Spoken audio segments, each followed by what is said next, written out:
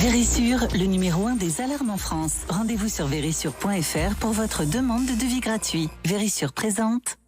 Sud Radio, le numérique pour tous, Vanessa Pérez. Bonjour et bienvenue dans le numérique pour tous. Et aujourd'hui, une émission dédiée à la santé du futur. Oui, une émission où nous vous ferons découvrir pourquoi le digital, la data et l'intelligence artificielle deviennent incontournables pour soigner, guérir et nous accompagner au quotidien.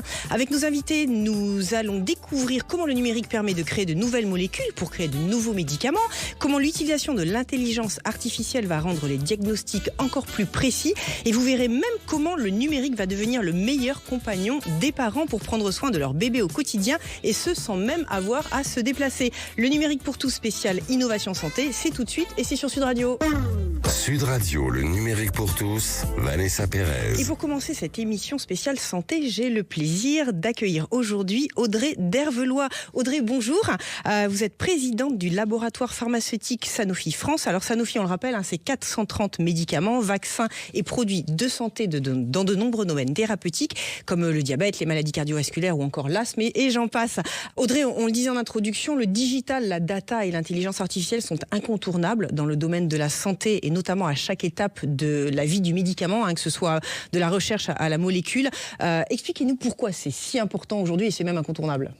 Bonjour, merci pour l'invitation. Alors non seulement c'est incontournable, mais c'est important d'accélérer, puisqu'en fait sur chaque maillon, on l'a bien dit, de la recherche au développement, mais jusqu'à ce que le patient puisse accéder finalement à son médicament, le digital est partout et peut nous aider à accélérer. C'est ce qu'on fait au quotidien, et on s'est donné chez Sanofi l'ambition d'être leader dans le digital et l'intelligence artificielle. Alors justement, je rebondis sur l'intelligence artificielle, on en parle beaucoup en ce moment. Pourquoi c'est devenu une ambition fondamentale ? Expliquez-nous un petit peu, quand on conçoit un médicament, c'est à peu près une dizaine d'années, et pourquoi justement cette technologie va permettre d'accélérer le processus ? Alors exactement, en fait, ce qui est très spécifique aux médicaments, c'est que c'est une recherche qui est compliquée, qui est longue, qui est très onéreuse. Donc il y a à peu près une molécule sur 10 dans les dernières phases qui sortent, c'est à peu près 2,5 milliards. Donc on comprend bien qu'on a un enjeu d'aller plus vite. Et en fait, si je prends par exemple la partie screening, donc la recherche des cibles, on a aujourd'hui des solutions qui permettent d'aller jusqu'à 10 000 fois plus vite. Donc c'est une course contre la montre pour aller plus vite. Donc on l'utilise à toutes les étapes, et c'est ce que font notamment nos chercheurs aujourd'hui. Donc là où on mettait par exemple une vingtaine d'années, 10 ans pour trouver une molécule, aujourd'hui vous allez pouvoir aller beaucoup plus vite entre les tests, enfin même la création de la molécule, le test et le test à grande échelle. Alors c'est notre ambition en tout cas. Aujourd'hui on est encore en dizaines d'années, mais notre espoir, et on y croit, on est très optimiste, on va pouvoir raccourcir ce temps, mais aussi aller plus loin en termes de qualité et d'impact pour le patient, puisqu'on pourra aussi finalement sélectionner les patients, donc être sûr qu'on a des molécules qui sont non seulement plus efficaces en termes de sécurité aussi, donc de tolérance, mais également finalement aller plus loin, plus personnalisé. Donc c'est là où l'intelligence artificielle nous permet et nous permettra dans le futur d'aller beaucoup plus vite. Alors si on prend le cas par exemple des maladies rares, vous êtes très impliqué dans l'apport de solutions. Concrètement, expliquez-nous quels sont les types d'interventions que vous proposez. Alors maladies rares, déjà il faut savoir, c'est pas si rare. Oui. C'est à peu près 7000 maladies. En France, ça touche 3 millions de patients. Donc c'est colossal, et notamment les enfants de moins de 5 ans. Donc c'est plus d'1,5 million d'enfants qui souffrent de ces maladies. Et donc, on a travaillé notamment sur la partie diagnostic. Il faut savoir que sur les maladies rares, justement, le digital et l'intelligence artificielle peut aider à faire ce diagnostic plus vite. Et donc, on a développé une plateforme qui s'appelle Accélrare, qui va permettre en fait aux médecins de ville d'identifier, en fait, grâce aux symptômes, des pathologies qui sont difficiles aujourd'hui à diagnostiquer. Et non seulement on les diagnostiquera plus vite, mais cette plateforme permettra aussi de les mettre en contact avec les centres experts autour de chez eux. Donc, on est vraiment sur un outil pratique à disposition donc des médecins pour les aider à faire cette prise en charge des maladies rares qui est très compliquée aujourd'hui en France. Donc ça, aujourd'hui, les professionnels de santé ont accès à cette plateforme ? Dans les jours qui viennent. Dans les jours qui viennent, d'accord. C'est gratuit. Ok. Alors, on va revenir sur la recherche. Audrey, vous avez signé récemment un partenariat avec une start-up française qui mélange quantique et intelligence artificielle. Donc, il s'agit d'Akemia, on peut le citer. Et donc, grâce à cette plateforme, vous pouvez concevoir ce qu'on appelle des candidats médicaments. Est-ce que vous pourriez nous en dire un peu plus ? Oui, alors c'est ce que je disais juste avant. En fait, c'est très difficile d'identifier les cibles. Et donc, on souhaite, Sanofi, travailler avec tout l'écosystème français. Donc, il y a notamment cette start-up Akemia, avec qui on est en collaboration à peu près depuis 2020. Mais on a annoncé en décembre un investissement de 140 millions, donc c'est très conséquent, pour travailler avec eux, pour aller plus vite, justement, pour identifier en fait ces cibles thérapeutiques qui nous permettent après, nous, dans nos sites, typiquement nos sites, par exemple, de Vitry, de développer de la molécule et puis après de la produire, par exemple, ces nouvelles molécules chimiques dans le sud de la France. Donc, on est vraiment sur identifier plus vite et ça peut être jusqu'à, par exemple, 10 000 fois. Grâce à ces super calculs, on peut aller jusqu'à 10 000 fois plus vite par rapport aux solutions existantes. Donc, c'est une vraie révolution technologique.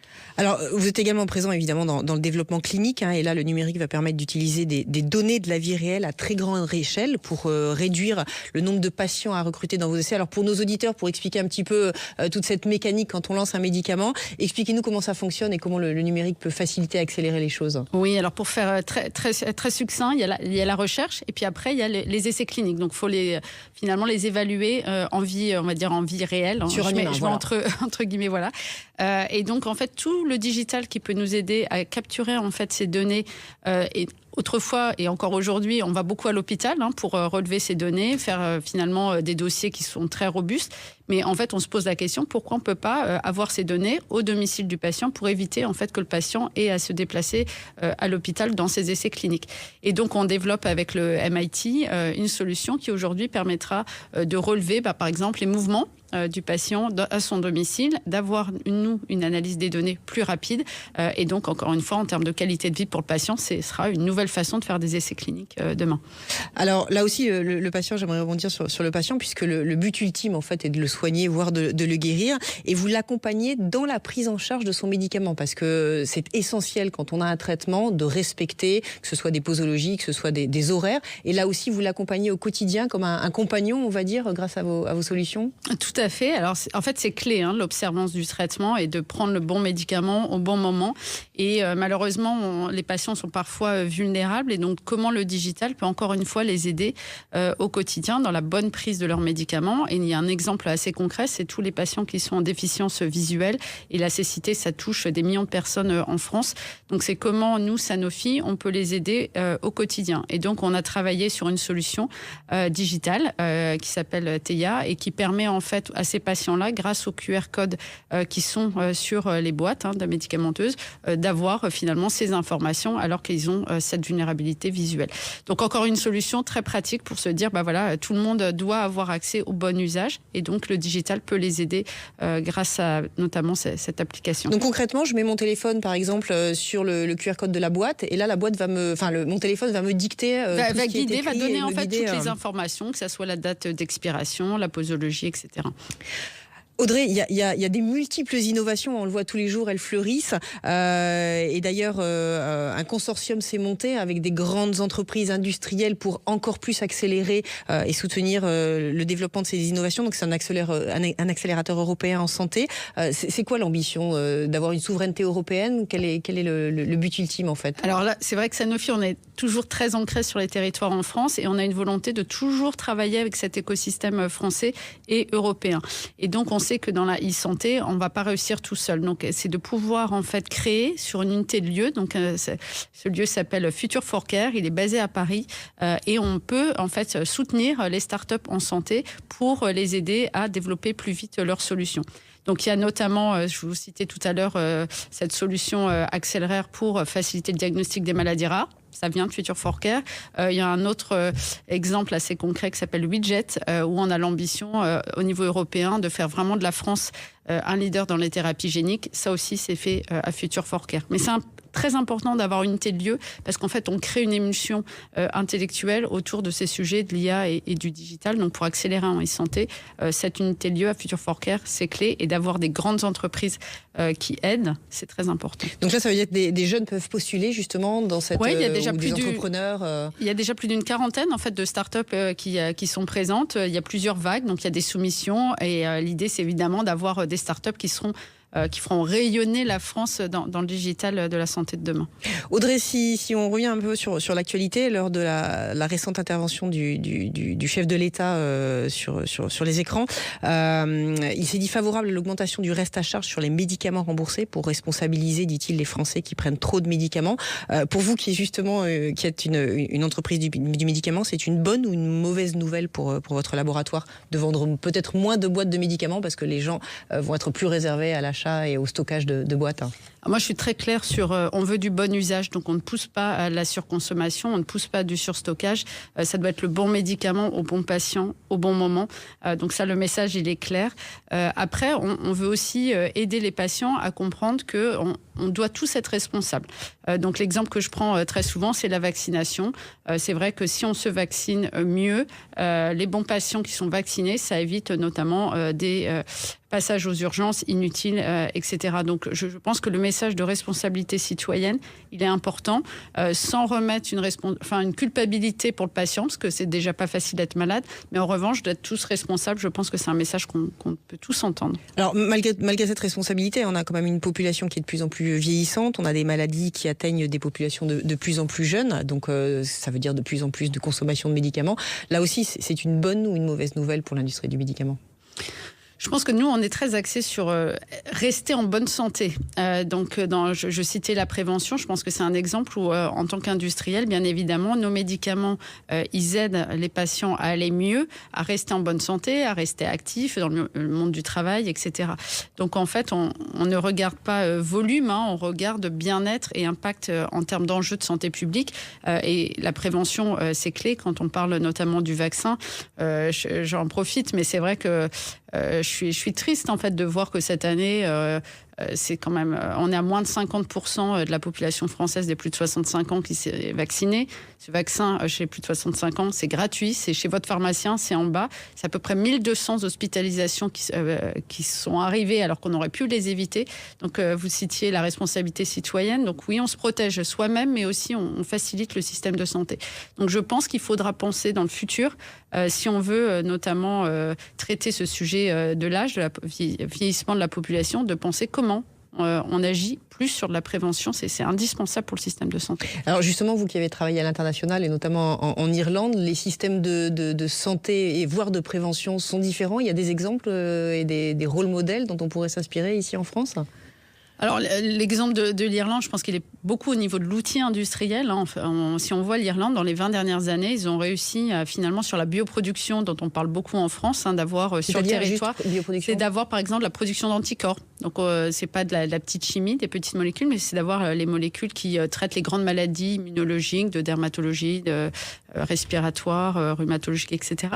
Et de se dire, finalement, dans un pays comme l'Irlande, qui est un pays qui fait 5 millions d'habitants, ils ont réussi avec une politique industrielle très forte, très attractive, finalement, à attirer tous ces investissements. Et donc, en termes de souveraineté, oui, je pense qu'on peut regarder ce qui se passe ailleurs. Oui.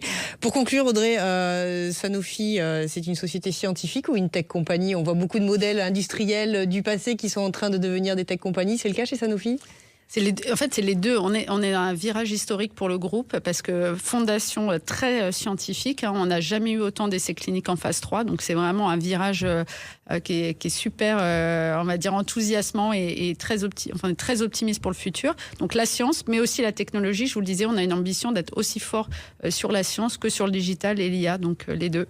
Merci beaucoup, Audrey Deverlois. Restez avec nous. Dans quelques instants, on vous fera découvrir une application qui va devenir le meilleur compagnon des parents pour prendre soin de leur bébé au quotidien et ce, sans avoir à se déplacer chez le médecin. Le numérique pour tous, spécial innovation santé, ça continue dans quelques instants et c'est sur Sud Radio.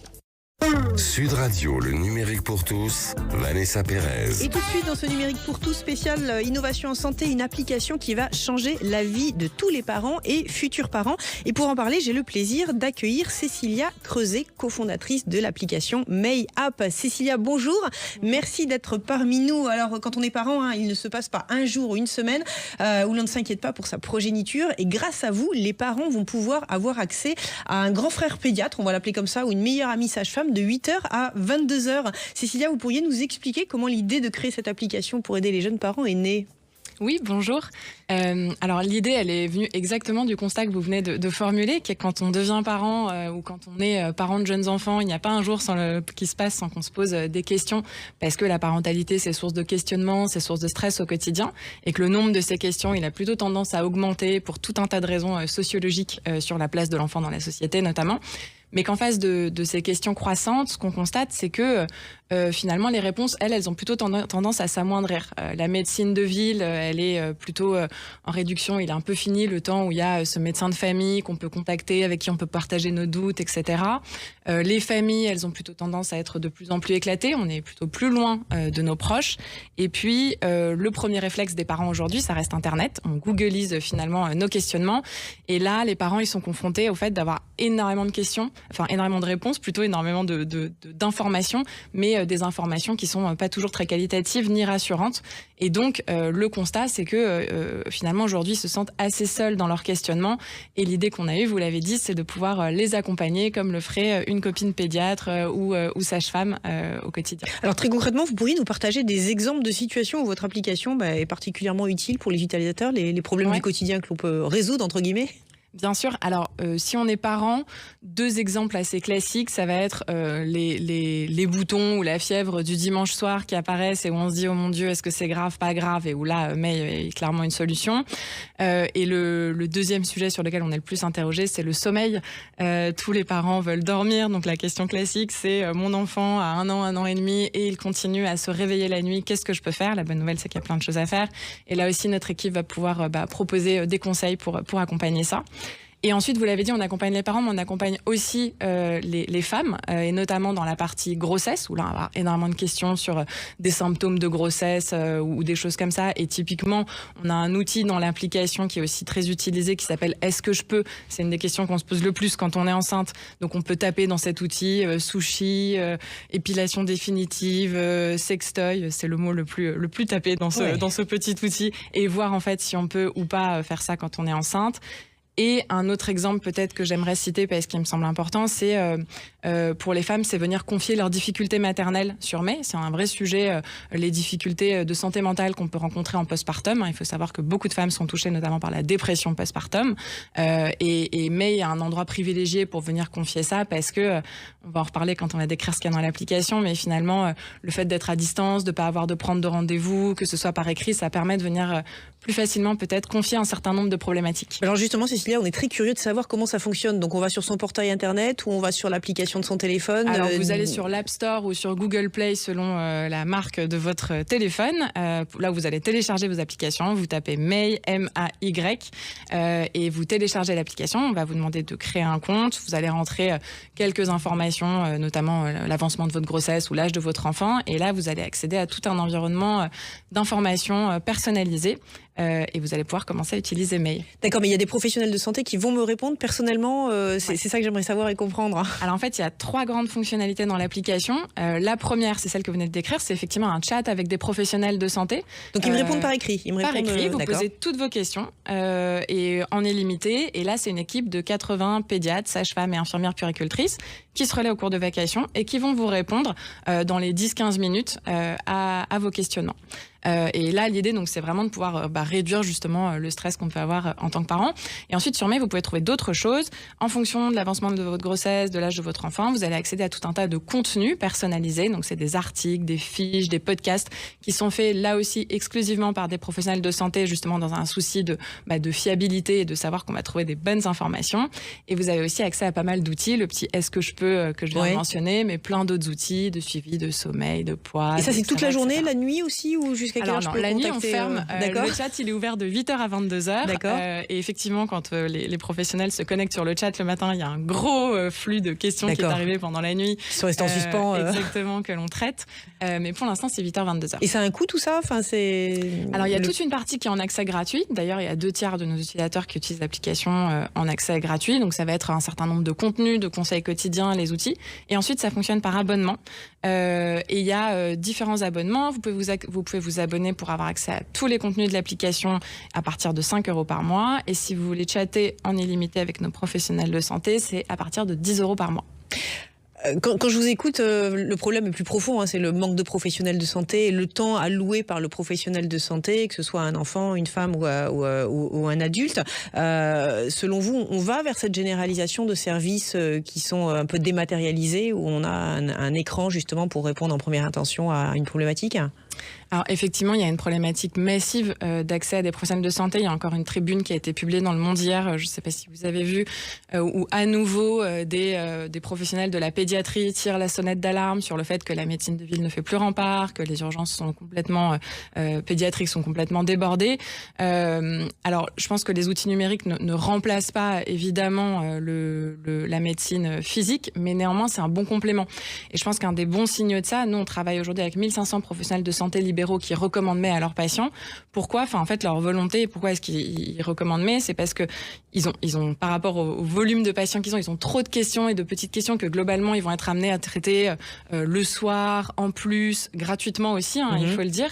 Et puis, leurs patients vont beaucoup googliser finalement leurs symptômes, leurs questions. Et ça, les médecins, ils détestent ça parce qu'en général, les réponses que trouvent les patients, c'est qu'on a une maladie extrêmement grave ou quelque chose. Faites attention à ce que vous lisez sur Internet. En première intention, généralement, vous êtes malade alors que c'est pas forcément le cas. Les professionnels de santé, ils détestent quand les gens arrivent en disant « j'ai lu sur Internet que j'avais ceci ou cela ».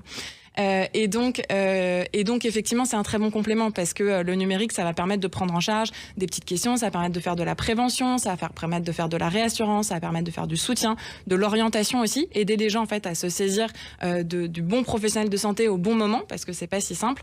Et donc en ce sens effectivement je pense que le digital dans la santé est vraiment amené à se développer en complément du système physique et va aider à désengorger le système de santé. Nous c'est quelque chose qu'on suit, notre impact, on est une société à mission qui suit pas mal d'indicateurs d'impact.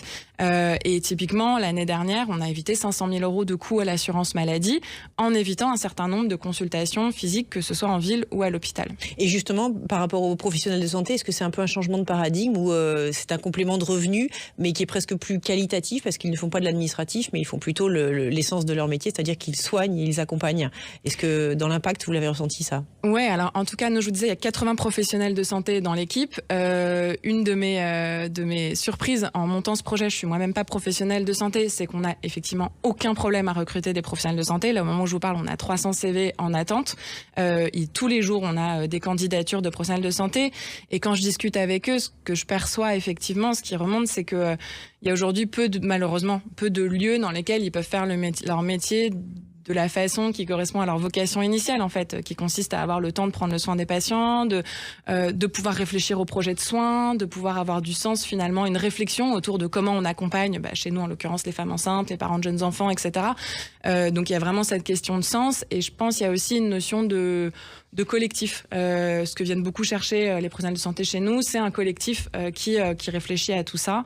Et peut-être une dernière chose aussi, c'est d'avoir un environnement qui fait en sorte le plus possible de faciliter leur travail au quotidien. C'est-à-dire que ça peut paraître bête, mais nous, l'équipe tech, elle pense à une seule chose, c'est comment est-ce que le back-office, les logiciels médicaux qu'utilisent nos professionnels de santé soient le plus facile, le plus agréable pour eux, ça change vite, etc. etc. Merci Cécilia, merci chercher. beaucoup. Je rappelle, MEI, l'application à charger sur toutes les plateformes pour votre téléphone. 1 minute pour conclure, Audrey, vous parliez de la prévention, c'est encore, on va le rappeler, c'est très important d'anticiper et ça coûte beaucoup moins cher à tout le monde. Ouais, ça sera le message que je souhaite passer aux auditeurs. Je pense qu'on peut tous agir, les Françaises, les Français, les enfants aussi en tant que parents, de comment on peut vacciner nos enfants.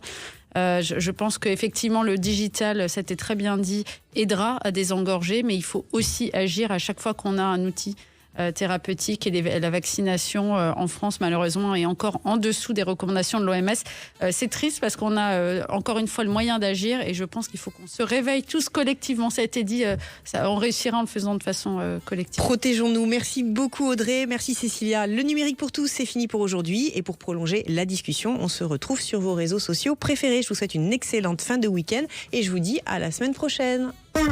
Sud Radio, le numérique pour tous, Vanessa Pérez.